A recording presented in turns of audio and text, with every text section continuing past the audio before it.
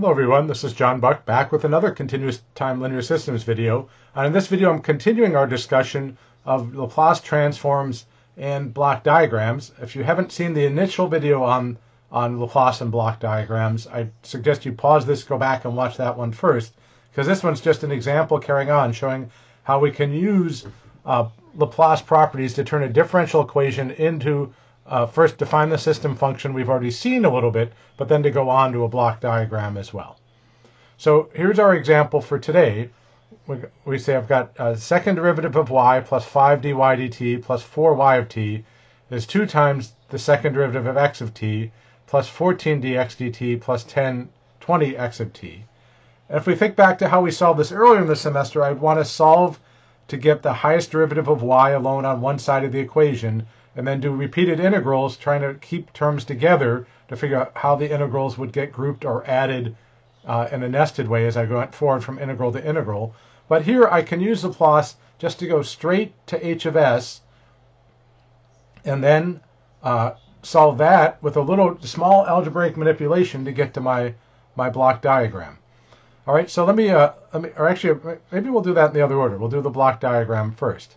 But the first thing either way we want to do is we take the Laplace transform of this whole equation using properties. So take the Laplace transform, the left side and the right side. I'm going to recommend pause the video for a minute and try to do that for yourself, and then come back and check your answer against mine. So when I do that, the second derivative means multiply by s squared. So I get s squared y of s. I just keep going through term by term. And I should mention, I'm just going to use blue here as a reminder that or color here to reminder that I've switched in a frequency. And in fact, I'm going to use a different color for the x and the y terms so that eventually I'll color code the block diagram to show how different terms cause different parts of the block diagram are related to different pieces of the equation, or rather they implement different pieces of the equation. Okay, so going on to the right-hand side, I'm using the same property, so but let me switch to green for the x terms. So I'll get 2s squared x of s, and so on through the rest of the terms. Now, if I want to solve for h of s, I would factor y and x out. So let's maybe do that first after all, and then we'll come back to this equation. But let's put a little star here to remind us this is an equation we're going to come back to.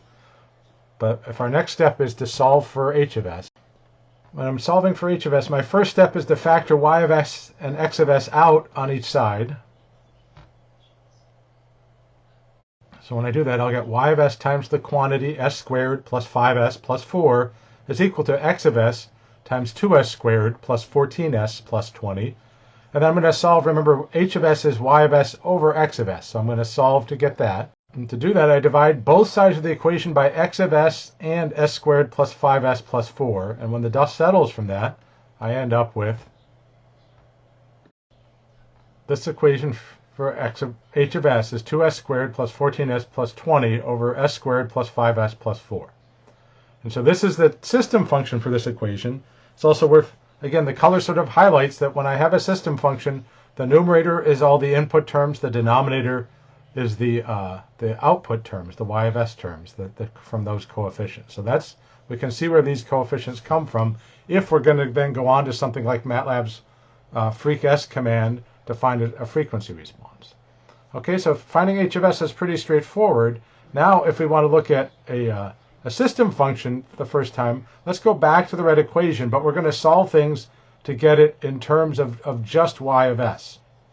But to do that first, we're going to divide everything through by s squared. And that's again, in algebra, that's like doing those integrals we saw earlier. Remember, taking, in the time domain, we would do integrals to get the highest derivative to just be y of t.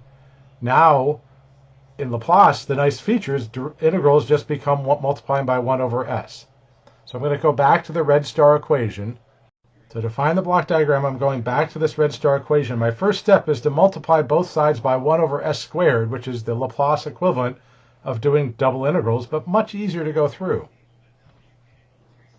So now when I just distribute this 1 over s squared on both sides through, I'll have a standalone y of s term. I'll also have 5 over s, right? I have s over s squared, leaving me 5 over s y of s plus 4 over s squared y of s. And then on the right-hand side, similar things with the x of s terms. And now my next step is to solve the y of s alone by itself for the output in terms of scaled versions of x of s multiplied by 1 over s squared and scaled versions of itself multiplied by 1 over s and s squared. So when I move these, I'm going to move, let me indicate here, this term and this term to the right-hand side to get y of s alone.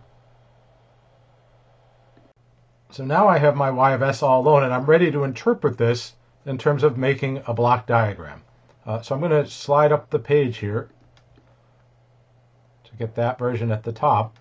And then I'm going to have I usually draw my input and output and then work my way through the terms.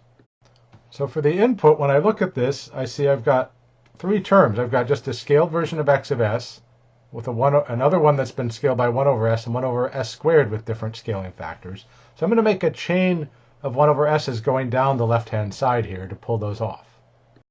And I should mention, you don't need to use colors to do this, like when you do your homework or anything. I'm doing the colors to make it clear which parts of the diagram go with which parts of the equation. And when I do these on my own, for my own projects or my own things, I do them just in black and white. But I'm doing the colors now to help you see. So now this branch up here, just to be clear, this is x of s. I have 1 over s times x of s. The 1 over s squared down here times x of s. Right? Because the output of this box here, I should have drawn my arrows more carefully. The output of this box is 1 over s times x of s. And so if I run it through another one, that's s squared times x of s. And so now I just need my gains to make these last three terms. So I need a 2 for the top branch, a 14 for the middle branch, and a 20 for the bottom branch. And so I can label the outputs of each of those gain boxes to see where I've got those terms. I have 2x of s for the top branch. The middle branch is 14 times 1 over x of s, so I get my 14 over s. The bottom branch, I get my 20 over s squared times x of s. And then I just need to add them all up to get all the terms that depend on the input. So I'm just going to make this chain of adders coming back together. Right? So now this output here is the sum of all the green terms right here, and I just need to find I need to have this is the feed forward side in green is all the input stuff. I need feedback for y of s. I also need some more room in my diagram, I realize. So I'm going to move that y of s over. Right, so now that I've got half my block diagram done, the piece I'm missing are these blue terms right here. I need the feedback of the output scaled by 1 over s and 1 over s squared and some constants. So again, I'm going to make a sort of a daisy chain of 1 over s's going down the right-hand side, tapping off the output. So when I do this, the output of the first box will be y over s times 1 over s. And the output of the bottom box, right, will be 1 over s squared y of s, because I've taken this 1 over s and multiplied it by another 1 over s. So I have these terms, and so now I just need the constants. I'm going to make those go to the left as feedback branches. Right, so the 1 over s term, I look up here, it needs to be multiplied by minus 5. So there's my minus 5. And the 1 over s squared needs to be scaled by minus 4. So now I've got those branches. Let me label those out.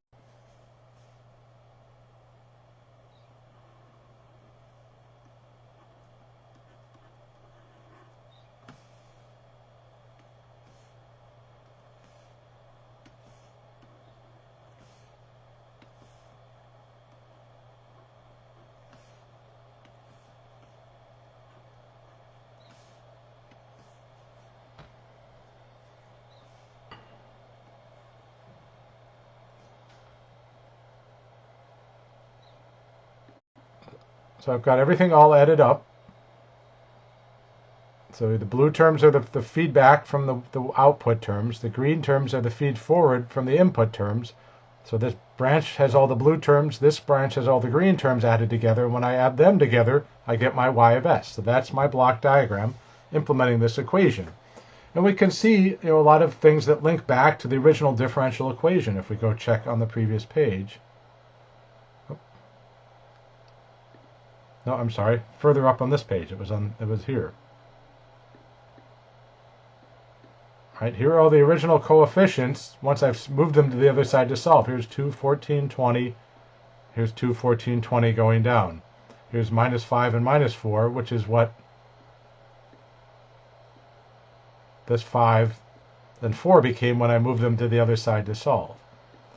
So this is the same thing I might have gotten from doing all the integrals, but I'd have to think about how to combine things better.